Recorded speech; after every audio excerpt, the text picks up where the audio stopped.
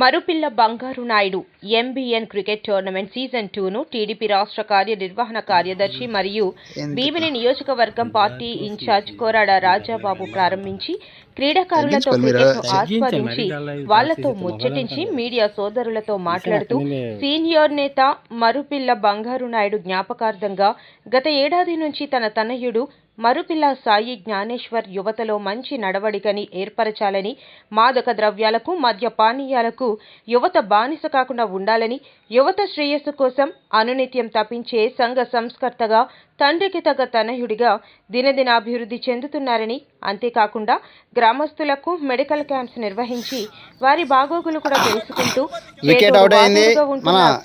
చూస్తుంటే ముచ్చటేస్తుందని.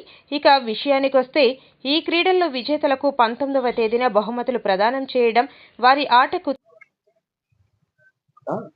ఈరోజు ఈ పెద్దపాలెంలో మరి మా సీనియర్ నాయకుడు మరుపిల్ల బంగారు నాయుడు గారు బాబ్జీ గారు చనిపోయి ఈ 13వ వర్ధంతి కార్యక్రమం.